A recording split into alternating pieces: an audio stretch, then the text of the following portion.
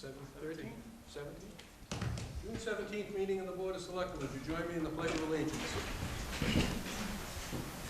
Pledge of Allegiance to the flag of the United States of America, and to the republic for which it stands, one nation, under God, indivisible, with liberty and justice for all. This meeting is being broadcast on Verizon and MCCAM, and it's being recorded as such. First order of business is unanticipated. Under unanticipated, I have a letter from the police chief indicating they would like me to sign the attached permanent civil service employee list. The state requires this list be updated annually, also that it be posted in a visible area of the police station. I'll entertain a motion relative to this, my signing this So moved. second service list. We have a motion and a second. Any comments or questions? All those in favor? Aye. All those opposed? The ayes have it. One down. Okay. Any of my board members have anything under unanticipated? Mr. Chairman, Yes. probably shouldn't be unanticipated at this point, but I'd like to address the South Middleborough rail crossings at Miller Street and Spruce Streets. I spoke with Pacheco's office last week because we were having more problems with the vehicles that are there for repair that go on the rails, and yet the gates were not coming down, and traffic was going through at a pretty close collision course.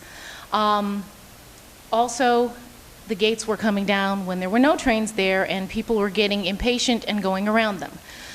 We finally ascertained that the actual mechanism and the tracks at that point are owned by Mass Coastal Rail, not the DOT, not the state, not any municipality.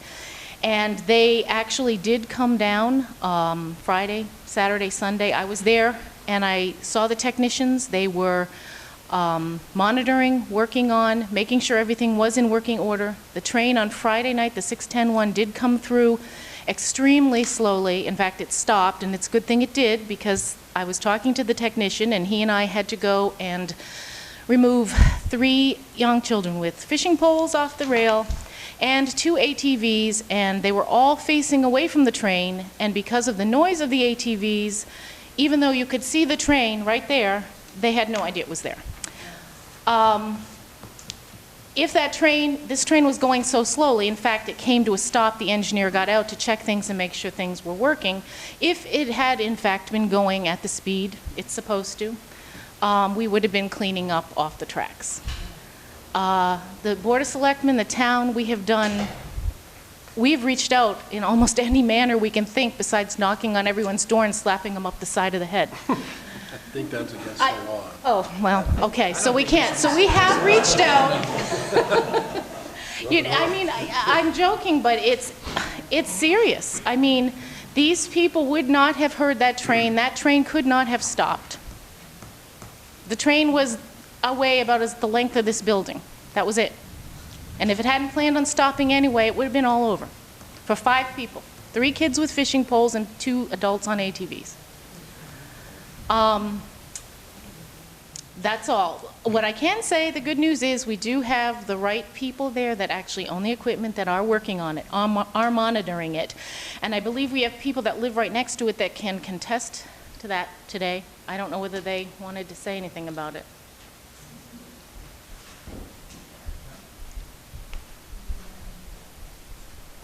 Hi, Sherry Swindle, 82 North Street. I'm back. It's just, as you said, a growing safety concern, and gates going up and down randomly is not a good thing, because people are impatient and they are swerving around. And for the MBTA to say, well, that's illegal, it's not enough. I guess that's going to be their defense when somebody does become roadkill, because it's going to happen. It's just a matter of time. One of the technicians that I spoke with said to me, well, we have to be down here because all of the electronics in the box and the gates are too outdated to handle this train. So we spent all this money and all this time to put this in when we have outdated equipment that is actually triggering the safety mechanism to help keep us all safe. So all we can do is take pictures. I mean, we hear ding ding, and believe me, we're running out the door, cell phones in hand, waiting, praying that we don't have to take a picture of something bad, that it's just, okay, thank God it worked.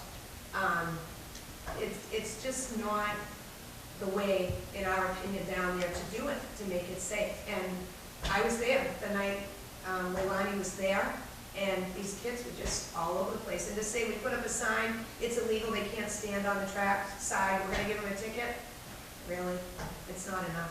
We need full gates to prevent cars from swerving. We need something better on the sidelines. Charlie has been in constant contact with the South Coast Rail, Mass Coast Rail, or whatever it's called. And he's been also in contact with our representatives, see what they can do. We're still trying to get that safety report. Apparently, all this meets the guidelines of the Federal Railroad Administration, which kind of makes you wonder what they're thinking. Yeah. Because it doesn't sound safe to me. But, is there anything you want to add to that, Charlie? No. No? Okay. So we're not ignoring it. We're doing everything we can. We're just trying to email you to keep you in the loop. Oh, yeah. Anytime we see anything going on Yep. down there. And keep them coming. Yeah, and everything you send us, we send to them. Yeah, because it just seems wrong that they're making that crossing inactive to work on it, which is great, at least they're working on it, but there's no sign or anything saying, hey, this crossing's inactive, Right. go slower. There's nothing, and we witnessed a piece of equipment go through the other day, it didn't even slow down or nothing, just right through with one or two one glass. And no gate, right? Okay. Well, we're going to stay on it. We're going to keep forwarding everything to them so that they can hopefully rectify the problems. It sounds like they got to replace those crossing gates themselves. I'm Ann Kavanaugh, Kilpatrick Kavanaugh, for those of us who are townies. I live across the street from Sherry at 83 Miller Street. We are probably the longest boundary of any of the butters there. And Leilani had asked me to keep an eye on the cleanup that supposedly happened. Yeah, what cleanup? They have started the second big pile of ties, not counting the first one that they had already removed before I met Leilani. The main pile of ties was removed today. So I think they knew there was a meeting and didn't want to have us come in and say it, I don't know. So the 69-foot pile of ties, that's 12 feet across and 8 feet high, is missing. All that's left now is the new second pile of ties, which I measured is 18 feet long, 12 feet tall, crosswise rather, and 5 feet tall. So the visibility is better than it was, but it's still there. We still have a hunk of railroad itself laying on the boundary. We still have a dead tree laying there, a whole bunch of just bits and pieces of trees that are getting nice and dry. We're, at this point, looking at that as a fire hazard. One spark, and it's running into my backyard, and fire goes uphill. And our house is uphill of that with a 150-year-old barn and 2 outbuildings between. So it's not really a good idea either. I had mentioned that and posted it on Facebook, and somebody actually said to me, well, why don't you go clean it up for them? So I asked them if they're going to pay me to do their work for them. But it's still a mess. I mean, there are things out there, if an animal ran down the tracks, there's bits of glass, there's bits of metal, there's bits of tie wrapping from the ties, I guess, I don't know, that would definitely hurt an animal. And it is a fire hazard at this point. You keep forwarding those emails to us, we keep forwarding them out to them. Right, and the drainage ditch has been worked on a little bit because my brother lost his patience and went out and did some of it. He lives next door to us. There's probably the next longest part. But there has been, I still have not been contacted, my husband or I, from the railroad, telling us when we can maybe think that this is going to be over with. because, they're still out there beeping and making noises early in the morning. I work nights. It would have been nice to have a little more. But it's, like we had said years back, they have always, as long as I have lived there, which is 1969, we moved there, they've been lousy neighbors. They're not exactly great neighbors. They don't tell you anything. They trash the place and leave you to clean up. And at one point, years back, they actually dug up a boundary marker and just tossed it aside until my father threatened a lawsuit and I put it back. So this is the history behind it. This is why we're not exactly going to lay over and play dead. Don't expect you to. Just keep those, you keep the messages coming. Yes, I'm the mad We'll keep them photographer. we'll keep them forwarded. Okay. We're not gonna let up Now, on if it. you have any questions, just call us. You have our phone numbers. Okay. And we'll let you know what's going on. Okay. And I Thank you. Mr. Chair. Mr. Fowler? I did get a call back today from Mr. Diaz. Oh, I called him last week and he called me back today. And he's going to get me some information, a number. I think that a couple of us have taken a forward stance, I guess, on this. I think we should pick someone to be a liaison, because now we have Charlie's calling people, I'm calling people, Little Ernie's calling people, and we're all getting, we don't need 3 phone calls. Oh, I was hoping you were going to volunteer. But I would like to, through you, Mr. Chair, to Charlie, I'd like to ask if we have heard anything about getting a copy of that risk assessment. I think I told you in an email that they declined to give it to us. We asked Representative Gifford, it's her district, to request it. And I know other state representatives have been asking for the same thing. Have not heard back based on that request. So let's see. My tax money goes to an agency that is grading our safety, but they can't give us the report. What if Mr. Peck has any old equipment we can park? Okay, anything else under unanticipated? I think it's important that anybody who sees any type of infraction or violation or has any concerns down there, you call the police station as well and report it. Each and every time, and I'm sorry to the police for recommending that, but it has to be documented. Each and every instance has to be documented. There has to be a record, and we have to say, this has continued to happen. We have records of it. We have phone calls. We have safety issues, and I think that's probably the only way we're going to get any type of response, because we haven't had a real response yet. I believe the police were called on Friday night. They did approach the people in the ATVs, so that is documented. Like Selectman Frawley says, though, I mean, you can call me. I'll do what I can, but the first call should be somewhere where it's going to be publicly documented. When the machinery went by with no,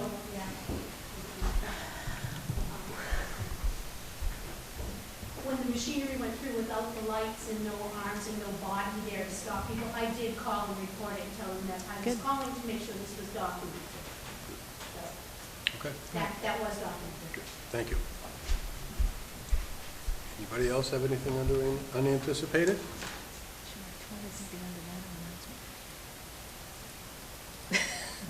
Okay, I'm not sure if it should be under an announcement or unanticipated, so I'll do it now. I've been attending the Plymouth County Group Travel Committee and the Mass Office of Travel and Tourism, MOT. Just to let you know, Middleborough is not on the map, literally, which was a little upsetting to me. I have been doing a lot of networking there and found a lot of opportunities for Middleborough businesses and attractions to get free advertising out there on the internet through all of these organizations.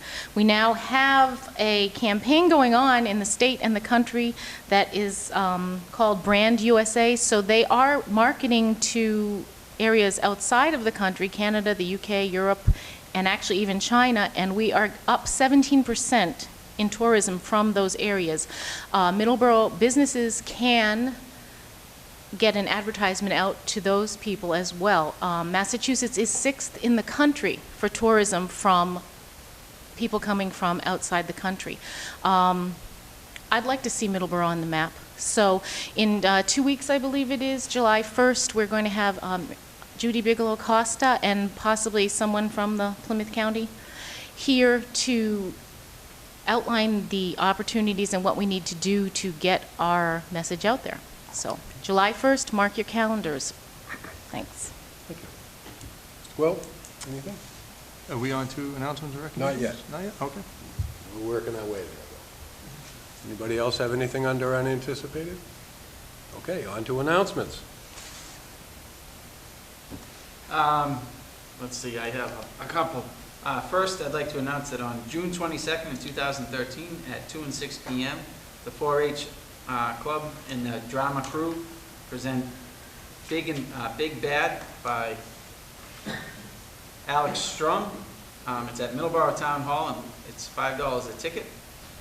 If you have any questions or anything, I think you can call Callan LaCroix at the assistant to the town manager for more information. Yep, that's that.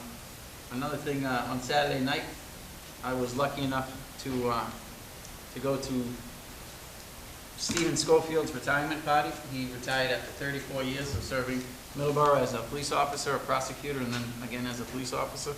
And he's just a real nice guy. You know, 34 years on the police force. I think that, and we gave him a proclamation, but I just wanted to mention it at our meeting and say thank you very much.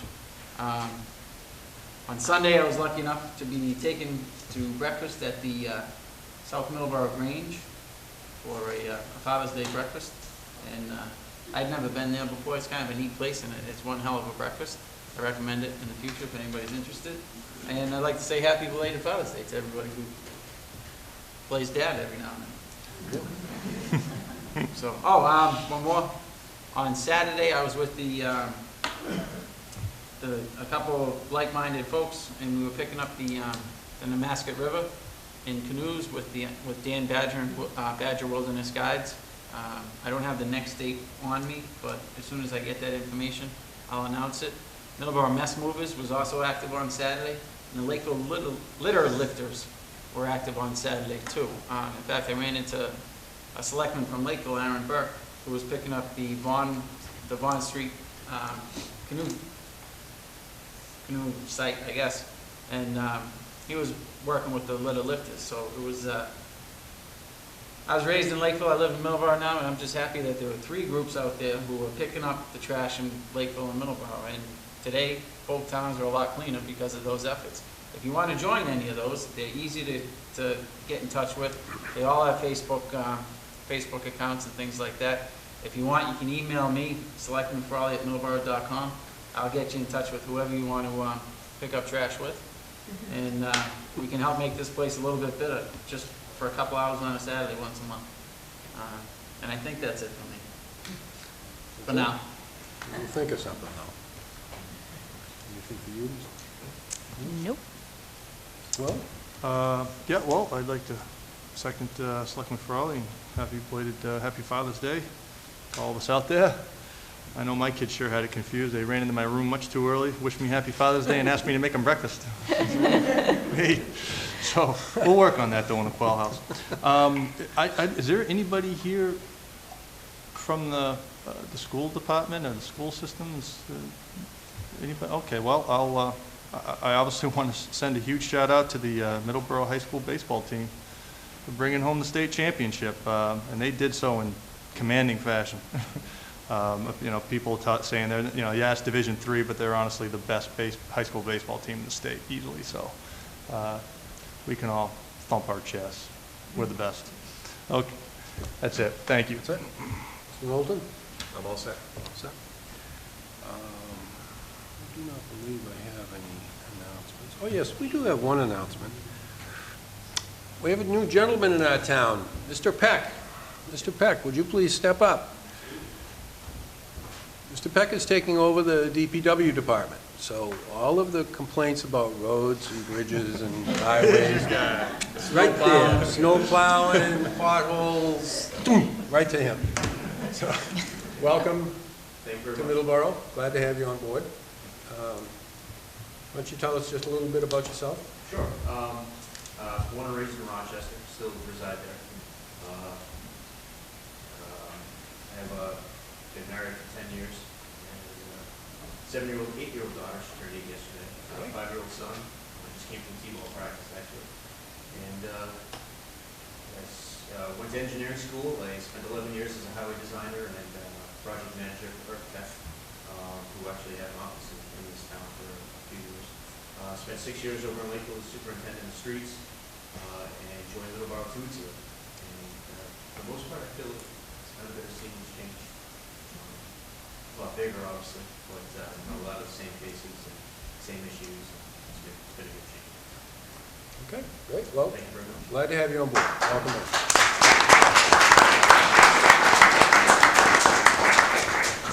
Anybody have any other announcements? Okay, the minutes are, we'll be voting on July 1st on the 6-3 and 6-3 regular minutes in executive session and 6-10 regular minutes, and then hopefully the minutes for tonight.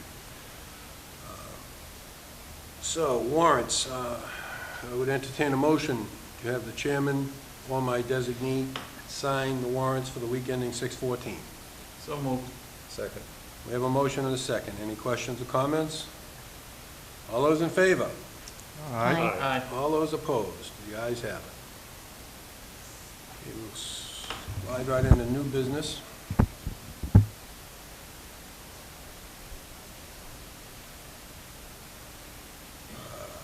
Let's see.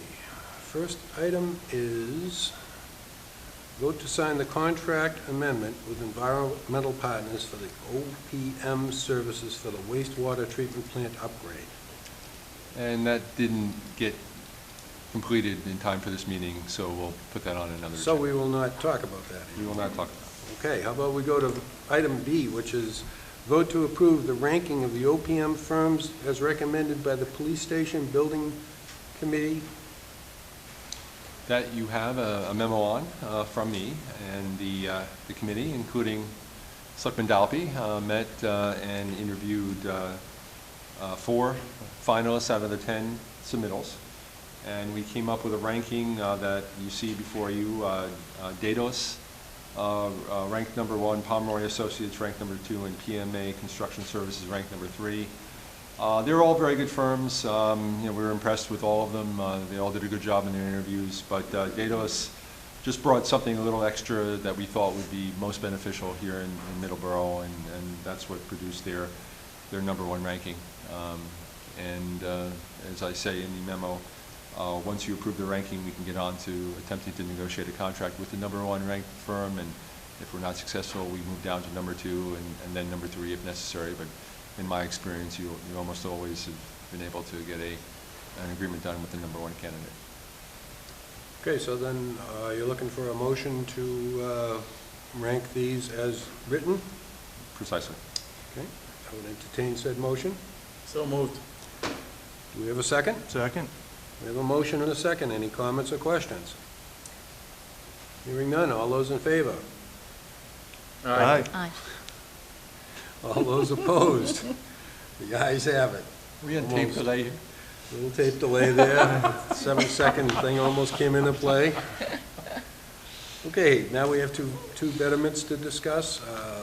This would be to approve a betterment agreement for Melissa D. Rooney, 40 Silo Lane.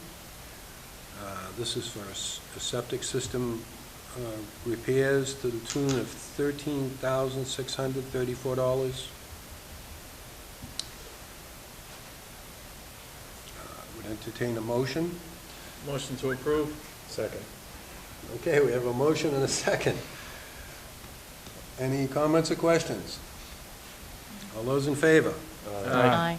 All those opposed? The ayes have it. The second betterment will be with David R. and Patricia J. Hannon, 57 Lakeshore Drive. This is for a tune of $11,372. I would entertain a motion. Motion to approve. Second. We have a motion and a second. Okay, any comments or questions? All those in favor? Aye. All those opposed? The ayes have it. We have, next item is to vote to nominate Andrea Priest as the town's representative to the Old Colony Elder Service Board of Directors for 2013-2014. Is Andrea here to discuss this by any chance? No. No? Just gonna vote on this? Andrea is the current board member, and We're just she gonna, runs one hell of a tight ship up there at the COA. just keep it rolling then. Okay, I would make a motion that we recommend Andrea Priest as the town's representative to the Old Colony Elder Services Board of Directors for the years 2013, 2014. second. And we have a second. We have a motion and a second. Any comments or questions? All those in favor? Aye. Aye. All those opposed? The ayes have it.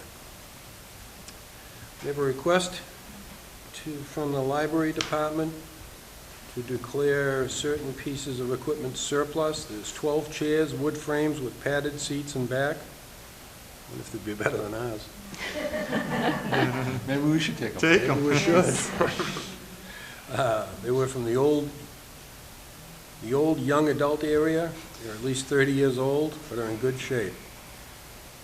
She has offered them from to the two other town departments in 2012. And then there's an Apple iBook G4 that was donated. The battery will not hold a charge. And the CD-ROM drive is failing and it's obsolete. And there's a Magnavox Movie Maker, serial number 5740-7280, manufactured date 2/1988, February 1988. No functioning battery and it's bulky and obsolete. People have said that about me. So, it's the pleasure of the board. Motion to approve? Second. We have a motion and a second. Any comments or questions? Hearing none. All those in favor? Aye. All those opposed? The ayes have it.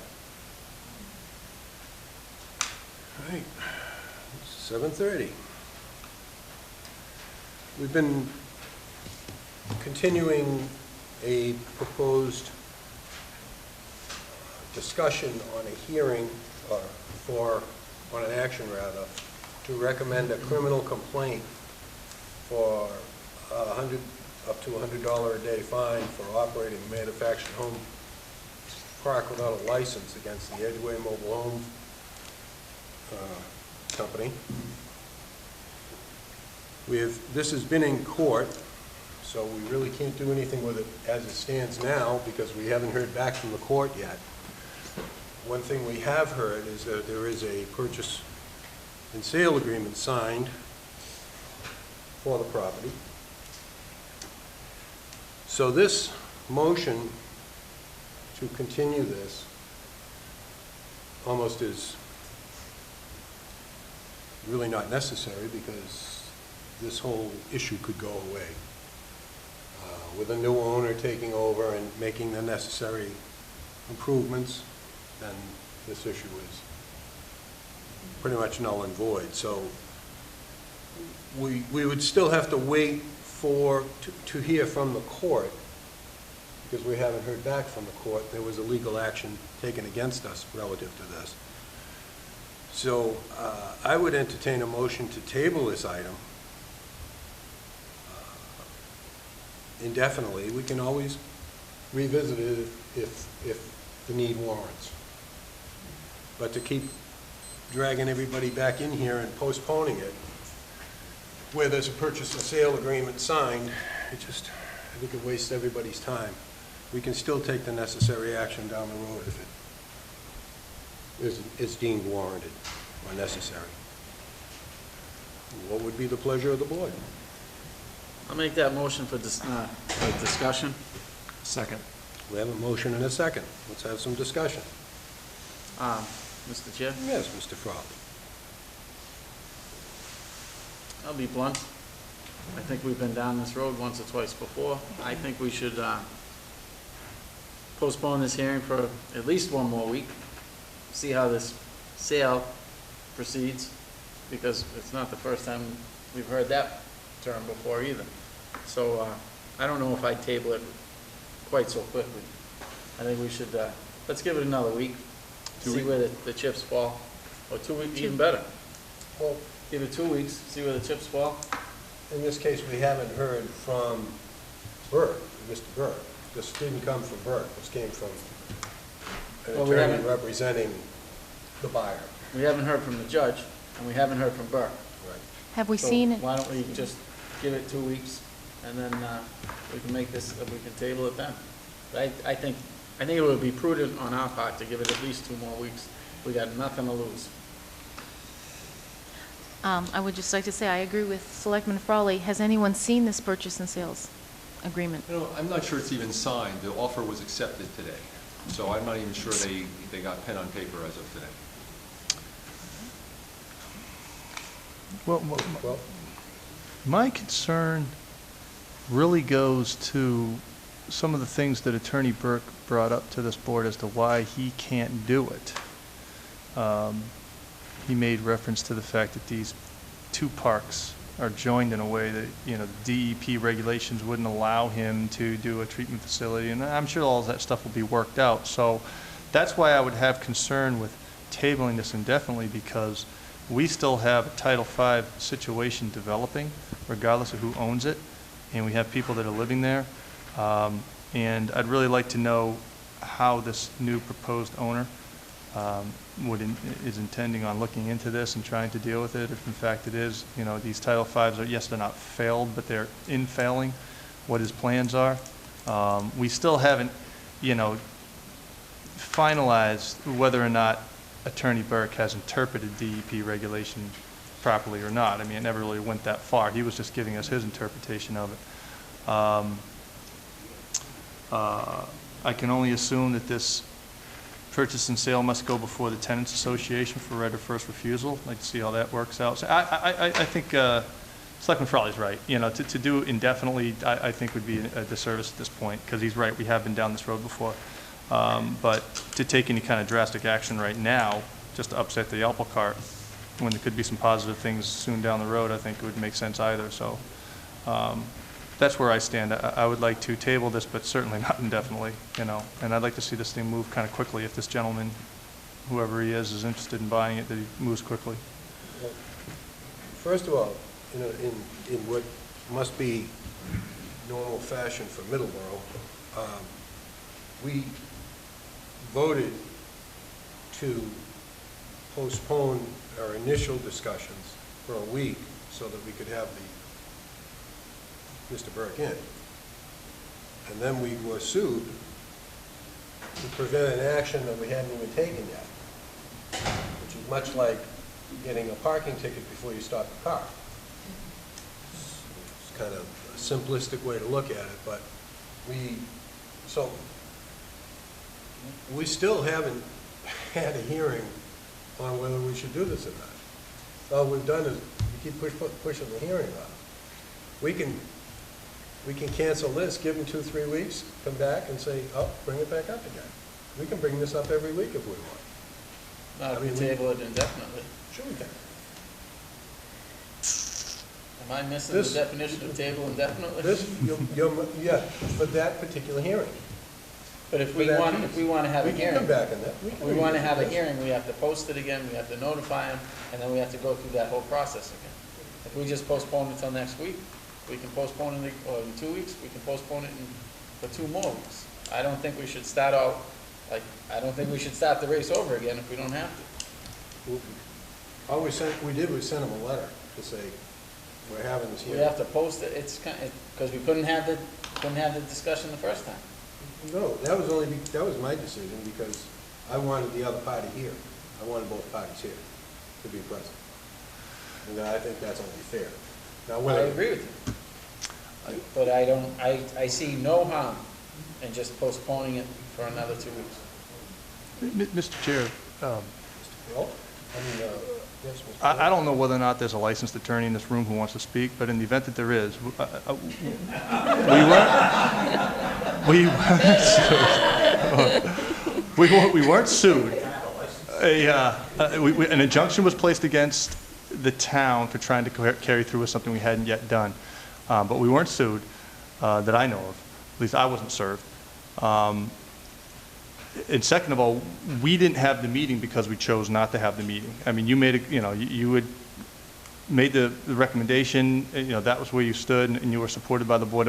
We could have had the hearing, whether Mr. Burke showed up or not, and we legally posted it, and we chose not to have it. It's not that we can't have it. Okay. So, and I just want to, I think that's important to differentiate, because, people who run off to courts and file injunctions, it doesn't necessarily stop a board from having a legal hearing. We just chose, it would just be pointless to have had it. And I think it's still kind of pointless to have it right now, because it's still sort of ongoing. And now certainly because there's another player in the game here who could be looking to make a purchase of the park and move forward with improvements. But, I'm not scared away from having a hearing because of a lawyer who finds a judge, a day before we try doing it. So that's all I have. Thanks. Mr. Chair, I have one more thing to add. Not to poke holes in Mr. Burke's reasoning. However, part of his reasoning to the judge as to why he could not comply with our health department, with the Board of Health and the septic systems, was because he would have to put in a system that serviced both the Lakeville and the Middleborough parks. Now, I'm assuming this is just for the Middleborough Edgeway, this sale. So I'm hesitant to shelf anything indefinitely, because Okay. anything could happen. Mr. Bond. Mr. Bond. Couple of things. One, wherever the documentation that came through from Mr. Burke is, it's essentially a delayed reaction. It was the appeal under 32K or whatever it is, of the decision of the board to take the license away, matched with the TRO to stop the process that happens when there's not the license. This board is eminently intelligent for not going forward when we're sitting before a judge with a request for a TRO while it's under advisement. They get a little ticked off, and that's not worth it. You wait and give the judge I believe he took it under advisement. If he took it under advisement, let him do the voodoo he does and hold off. The reason I'm standing is, I was not sitting. The reason I'm standing is a couple of things. One, I don't think it's null and void, the issue of the permit. The permit's not there. The permit to operate the park. It doesn't seem that this board has ever said, if the park changes hands, there's a permit. It doesn't miraculously appear. So if there's no permit, the TRO is an issue, or the judge finds that there's no jurisdiction or any of the other things that they may have argued. It seems to me you're still in the same position, you're just down the road. But if there's a signed agreement, and Charlie, you may be able to help me with this, because I don't remember the number of days. What's the number of days before when they have to give the notice? I think it's 60 or 90. Do you remember? Is it 90? I heard 45. 45 days from the date of the agreement. There needs to be the right of first refusal to go out. One of the things that may make some sense is, in the meantime, some discussion going on about whether or not, in order to help the buyer finance, whether or not there's going to be a necessity of some sort of agreement to allow permit at that point. Now that you've got somebody who's really there. It's not one park, as I understand it. My understanding is it's both parks. But if there's a right of first refusal, and let's take the scenario, Lakeville buys itself, Middleborough buys itself, there's no longer the necessity of having one septic grouping. As long as they maintain, let's say the buyer buys Lakeville, Middleborough buys itself, you still avoid that whole septic issue. That's, I think, the discussion you're talking about. So I would agree, with all due respect, Mr. Frawley, to the chairman, the chairman's correct. You can bring it up tomorrow if you want. You can decide to put it back on the agenda.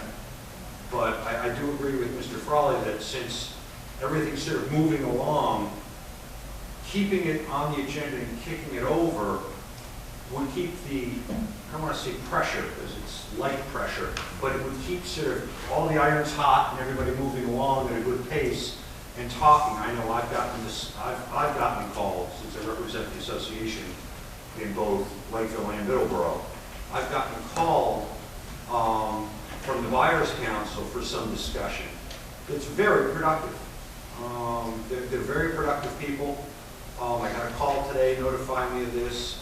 So if we move along and we just keep it on the table, it might be that the buyer or ourselves or a group of people can come to you folks with a proposal that might be able to get all of this off your table, where you not only can table it, you can punt it across the parking lot too.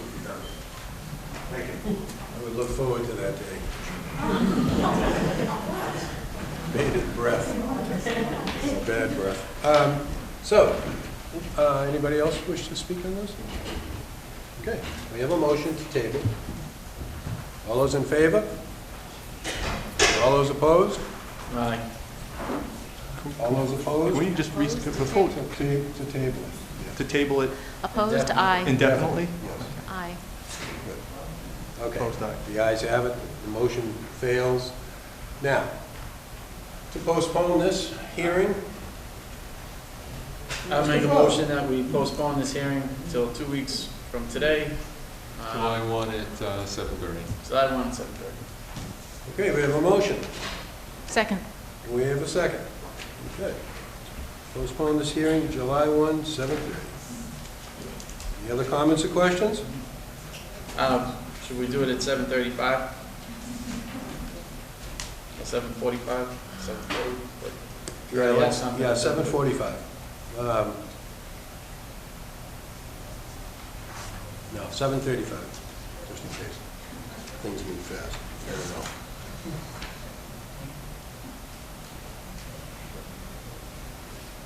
So we have a motion to continue this hearing to July 1st, 7:35. No comments or questions? All those in favor? Aye. Opposed? The ayes have it.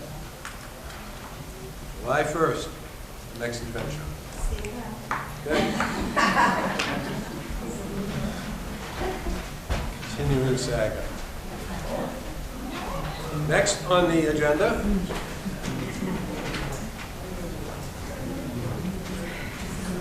is waste management, the review and approval for a landfill modification. Mr. Chairman, we have with us tonight Peter Richer and Aaron Smith from Waste Management to talk about the modifications to the landfill that were part of our agreement or contemplated in our agreement with Waste Management that we signed in the fall.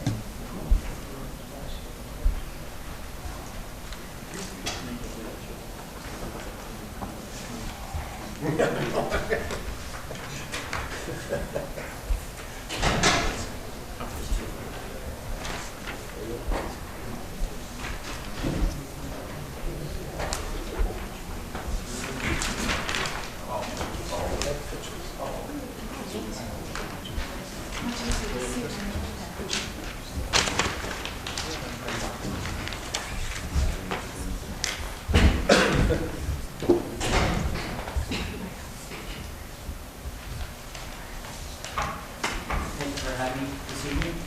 My name is Peter Richer with Waste Management of Massachusetts, and also with me tonight is Aaron Smith, also with Waste Management of Massachusetts. He's the district manager for the landfill. And I passed out a discussion agenda.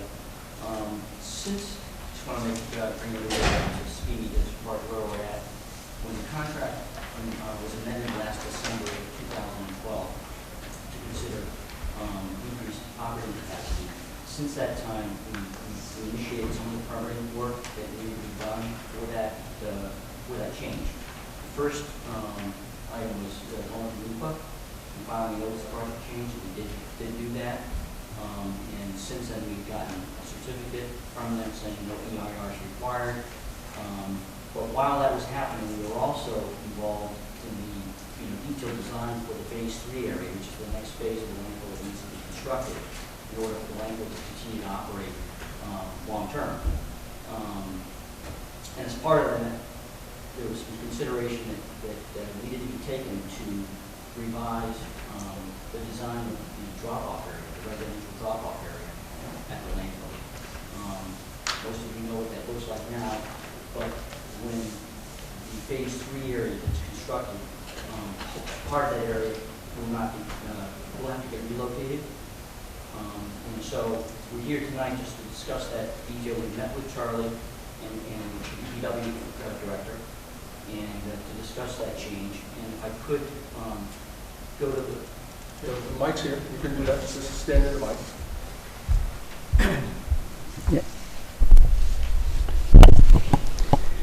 On the one of the handouts that I provided you, which is 11 by 17, the first one, sheet number 3.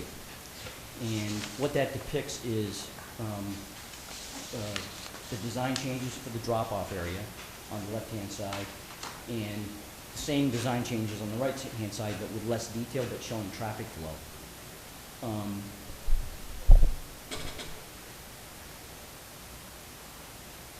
The phase 3 of the landfill, is going to be constructed along this area here. So portions of the drop-off area, where MSW, solid waste and bulky waste and other recyclables are handled, has to get relocated. In addition to that,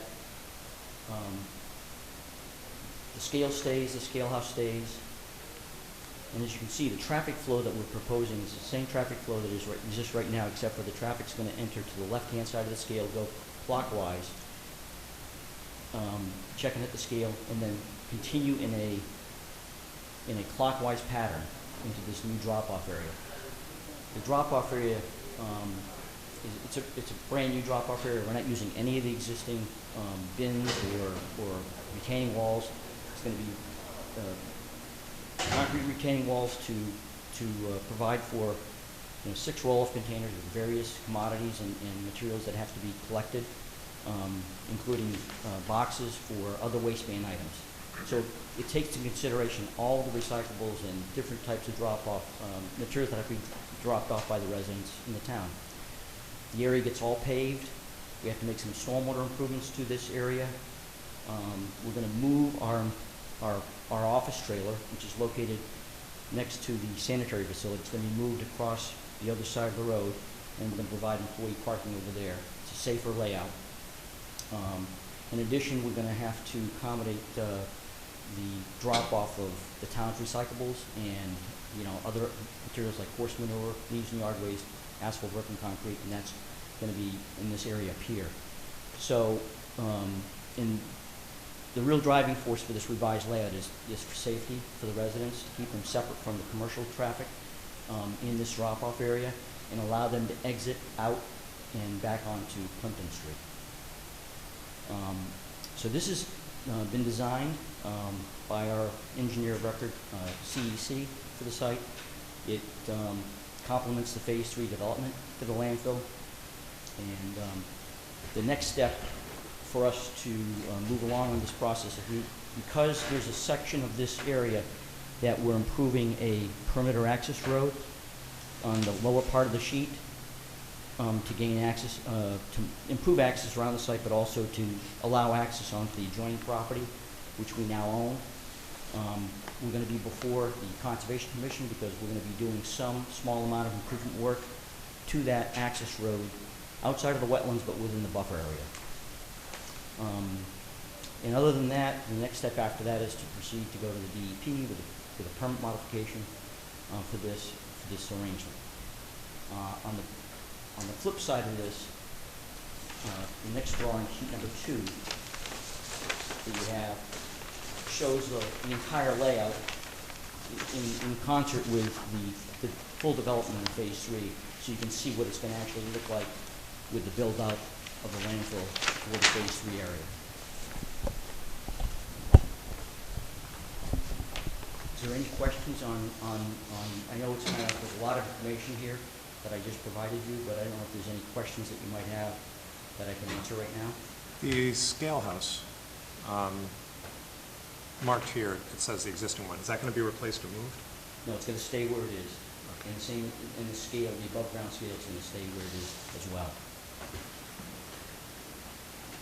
It doesn't interfere with the future design of the expansion area, and there's really not a lot of real estate to accommodate a relocation of that.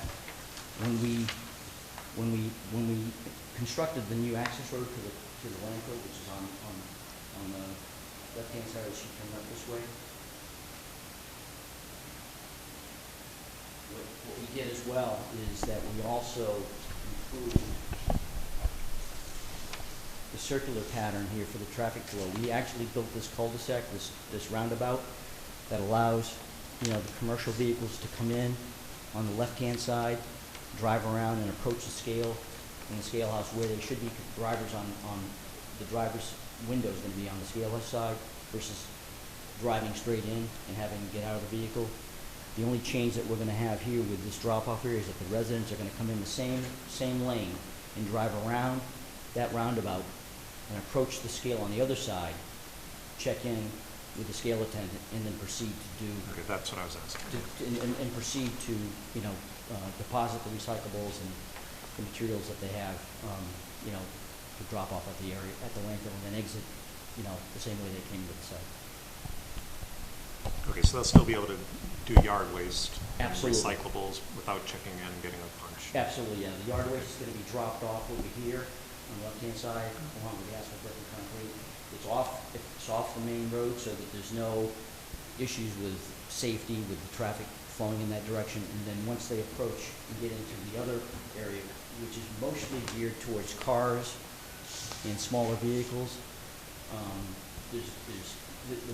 these bunkers over here are really designed for people bringing trailers and larger items, whereas the other ones are geared for more smaller items, so that it's more conducive to employee traffic.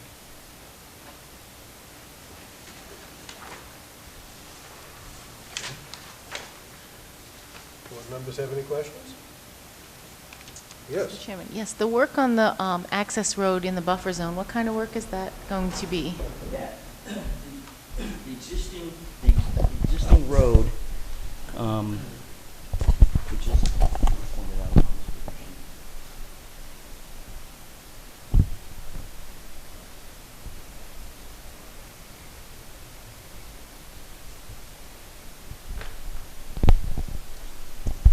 That existing road is a gravel road, and it was constructed as a utility road when the landfill was developed with stormwater and so forth, and it rides the rim of the perimeter of this stormwater basin.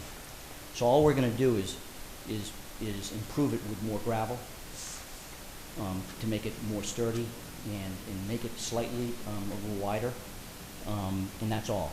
There's no work in the wetlands at all. It's only within the buffer area. And we're not, matter of fact, the drainage calculations for the improved area, because we're paving most Right. of that area, which is, it's not currently paved, or not paved that well, I should say, nor does it have any catch basins. The drainage for that area, which is going to discharge into this existing basin, satisfies its design, so it doesn't have to be, the design of the basin doesn't have to change.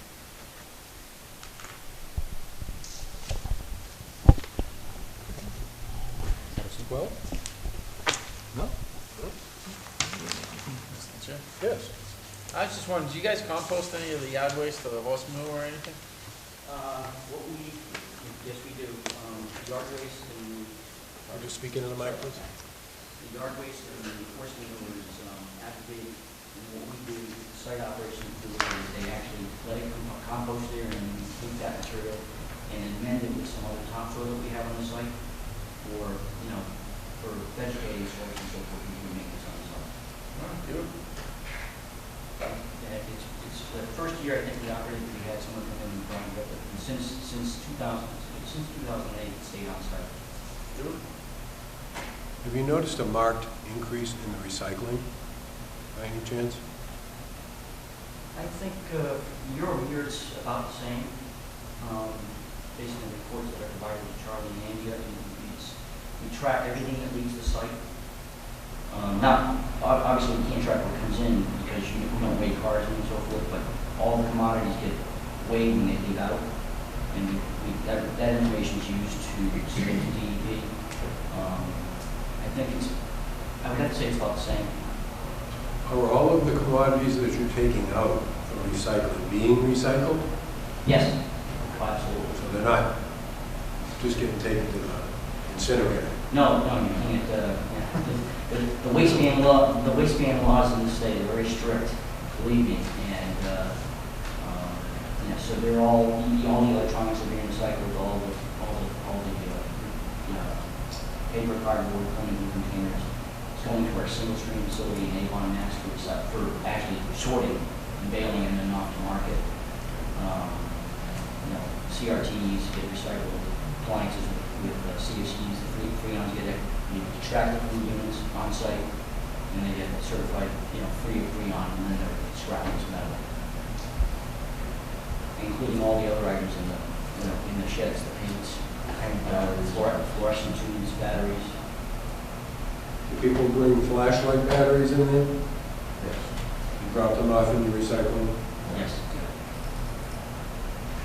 Yeah, it's pretty, we operate another site in Taunton. I mean, this has got quite an array of services for residents. Charlie, kind of segueing off for just a second.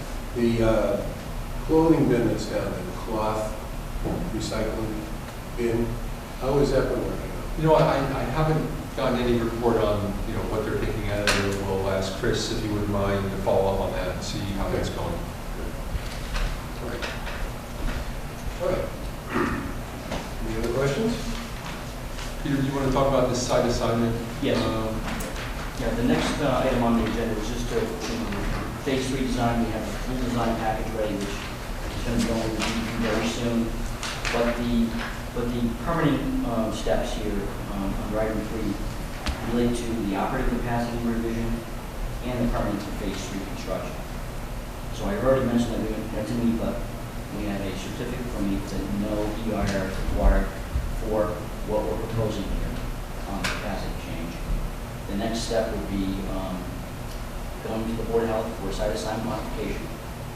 We're going to be meeting with the DEP to identify what's to be included in that site assignment modification, because they want us to proceed with a major modification of the site assignment. And then on our parallel track, we're going to be submitting the Mass DEP Phase 3 authorization to construct application, because that's separate inside from the tonnage increase for the site assignment. And then once the site assignment is modified, then we can modify our authorization to operate with the DEP that would consider those changes that are contemplated in the grant that we have in town. And then the last thing is the notice of intent with the Conservation Commission that's been completed. We expect to submit that here on a parallel track of all the other permitting, because it's really something that we have to get in order to do those improvements for the recycling drop-off area. And our plan is to try and, if we really want to implement those drop-off area improvements this year, in 2013, so that work is out of the way. And then in 2014, we're anticipating to start the first phase of phase 3 area. To actually start that construction next year and have that first phase of phase 3 out there next year.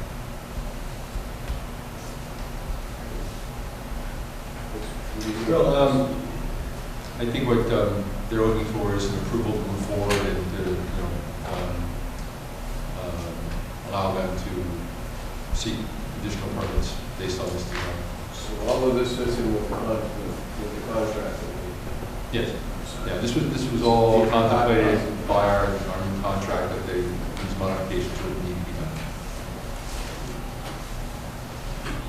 What about air quality? Have we received any complaints about air quality? No. So the piping that you put in during the winter solved that issue? You were doing a lot of work on there. Yeah, we've been doing a lot of work since 2010. Right. And each year we've made improvements probably at least once or twice a year. We made a number of improvements last year in the fall. About $180,000 worth of improvements to the collection system that added more collectors in the landfill waste and piping to extract the gas. It's been, those are significant improvements, and they've gone a long way to minimize the percent any nuisance issues.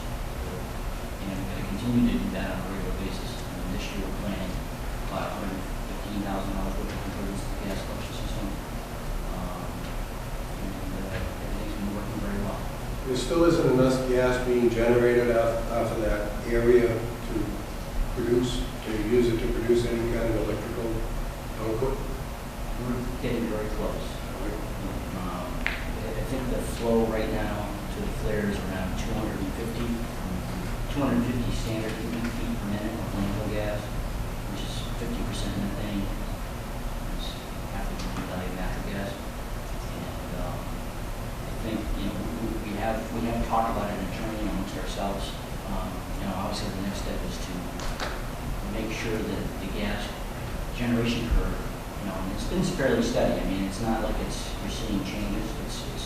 It's been steady and incrementally increasing as more waste gets placed in the landfill. In addition, as we put in more collectors. So we're probably, looking at running some performance on the installation of either a reciprocating engine or a small turbine. And then we'll be before the board and Charlie. Probably, I can't estimate when that would be, but it's in the near future. Because it's in our best interest to try and use that gas for power generation. That would ultimately probably be sold right back to the town. You get your own utility.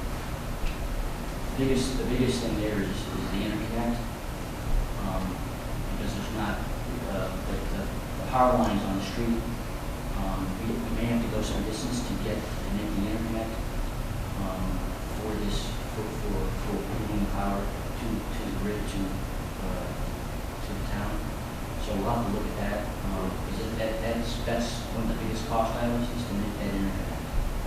Because if the lines aren't readily available on the street for that purpose, then we'll have to find out where we have to go get that.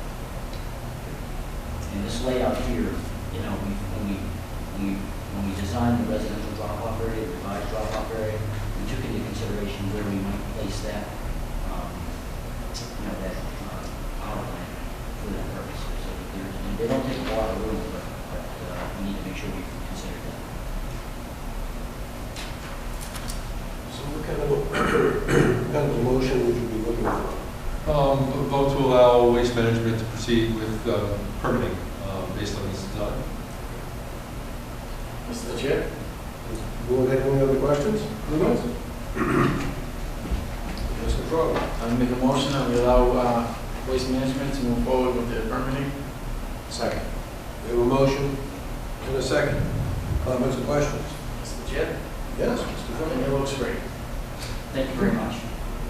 If you ever have any other questions after you look at this morning, I know there's a lot of information here. Please don't hesitate to ask when you come back before the board. But I'm sure we'll be here soon enough.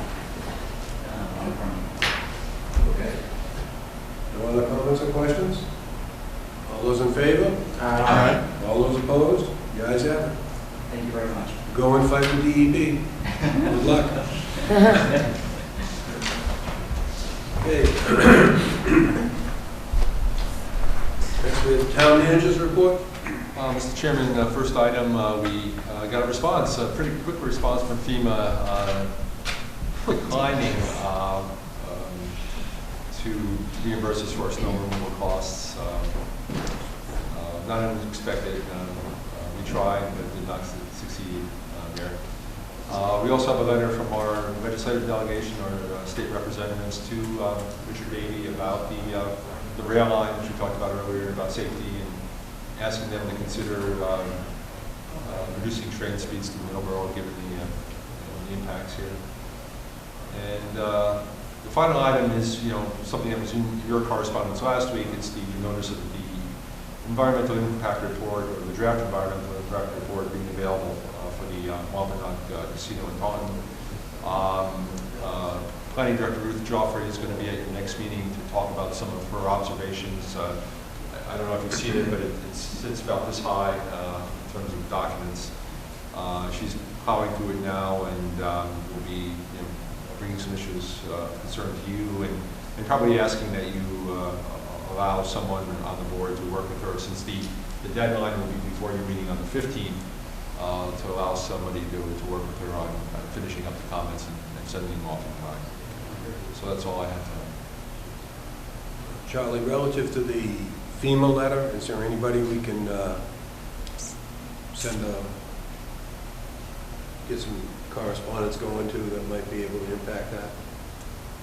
I mean, that's really, we missed this by a half an inch. I mean, we had, you know, the weather pattern changed just a touch and gave us some rain out of that. Oh, remember, this wasn't a letter we wrote. This was actually came from HEMA. This came from their counterparts at the state level on our behalf. So I don't know if where to go from here. Can we send this to our representatives and see if they can? Oh, we can certainly send it maybe to do our. anything? Because I mean, this is absurd. You know, we missed by a half an inch. I mean, No harm in trying. as I recall, about 72% of the town was without power. There was a lot of damage done. Yeah, I mean, I don't And it remember didn't all get those, done all those because- costs are covered. It's just the snow removal costs that are done. But I mean, that was a big piece of it too. No, That snow was From not a good dollar snow standpoint, removal. no, it was not insignificant. No, that's for sure. Can we bundle that up and send it off to our reps and see if they can do anything for it? Yeah, our federal representative. Okay. Any questions for the town manager?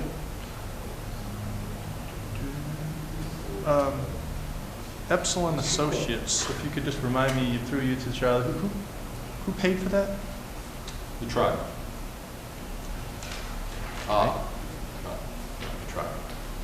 So Epsilon Associates works for the Wampanoag Tribe? Yes. Okay, thank you. I think you need to say much more than that.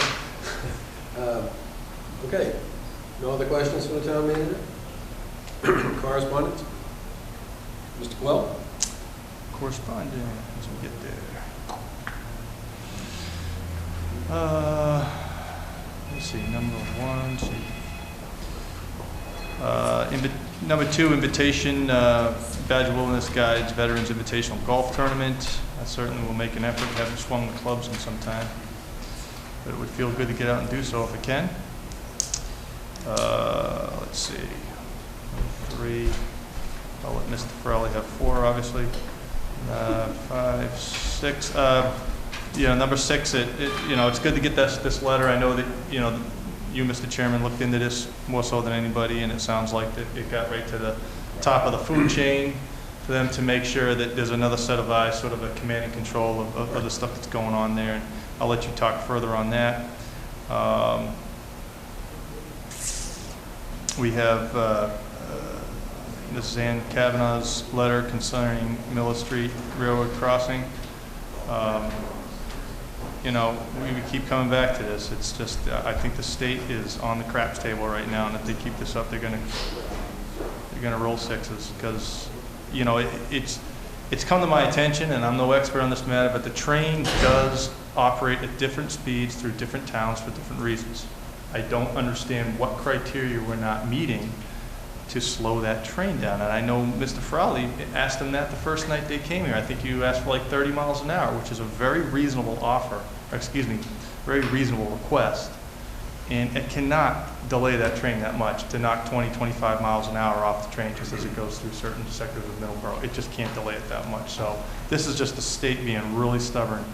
And at the time that we made that request, they had promised us that certain things were going to be looked into and fixed, and they did not meet their obligations. So I don't understand why they can't just go back to our reasonable request and slow the train down until you do.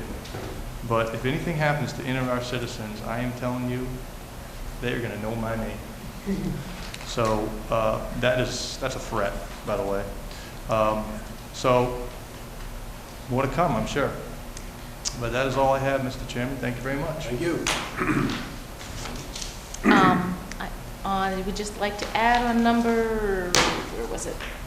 Miller Street Crossing, number 8. I have an advertisement here for the Cape Flyer, and according to that, it doesn't even go through Middleborough. It goes from South Station to Buzzards Bay. So, they're not acknowledging us in any respect, just to emphasize that.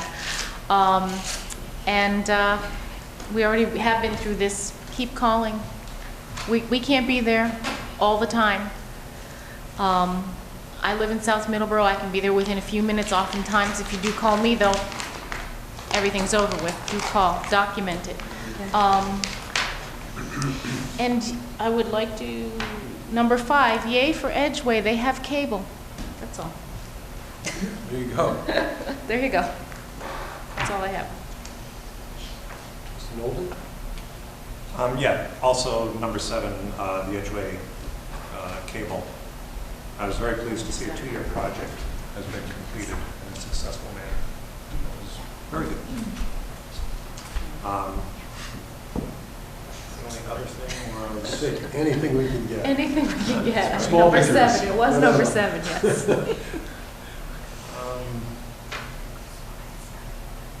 And I'm sure Alan's going to mention this, but number 4.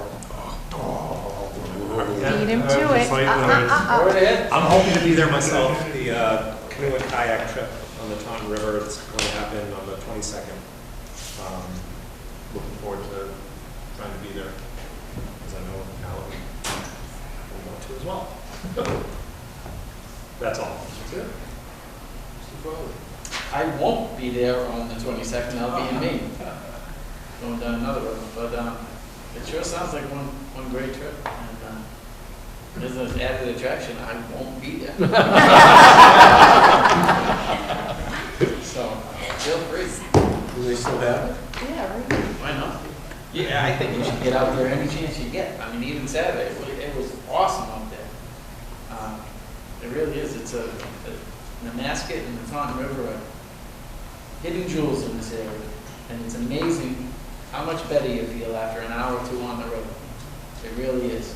And bring sunscreen. I got a little sunburn. But it really was. It's just a fantastic area. But that's it. All my stuff has been covered. I guess I would like to talk about item, I guess it's number 9 or 8, whatever, the dam safety rules. Are we coordinating that with somebody Yeah, the in-house? COMCOM is working on the Pratt Farm Dam, and I'll be in touch with them about So it. we have like, what, 5 dams in Middleborough? We have a few. Whatever happened with the Pratt Farm Dam? I don't know, I'll have to be in touch with them. I don't know where that stands. I know Ron is working on it. Well, we fixed it, and then they said, you can't do that. Yeah, now they want us to do something a lot more, so. Yeah. I think he just likes saying dam safety laws. It's the only way I can say it without having to find myself $20. What can I say? I was neglectful. I did not mention this under announcement. But on Monday, July 22nd, down at the Middleborough Rotary at the Friendlies, they're having a grand opening, a reopening event. They've done a lot of work in there. We have in the facility, and so that's going to be their scooping, cutting, ribbon cutting, or whatever. And you say you're going to be able to be there? It's Monday, yeah. Well, Mr. Chairman, if I Yes. may, I think they're looking for possibly a proclamation on Yeah. by the board For Monday? for July 22nd Yeah, being that's Friendlies Day. July 22nd, July. yeah. Yeah. So you will be there to make the proclamation? All right. Sure, just There let you me go. know. Some ice We cream. put together. They want me to scoop ice cream. That's a little domestic for my taste, but Not for me, if I wasn't working, I'd be there. I believe I'll be able to attend and one scoop for the customer and one for me. okay, I'll be there with you. Here we go. We'll take care of it. Sliding right on into that old... So that doesn't taste right, let me try. Oh, you're going to stay on that one? You're just going to set that on the side? Yeah, as a member of the Board of Health, you know, you got to do what you got to do. Careful inspection. It's Sacrifice your opinion. Okay, so, hearing no other business to take care of, we have no executive session tonight, so I will entertain a motion to adjourn. Second. We have a motion and a second, more or less. All those in favor? Aye. Opposed? The ayes have it. Thank you very much.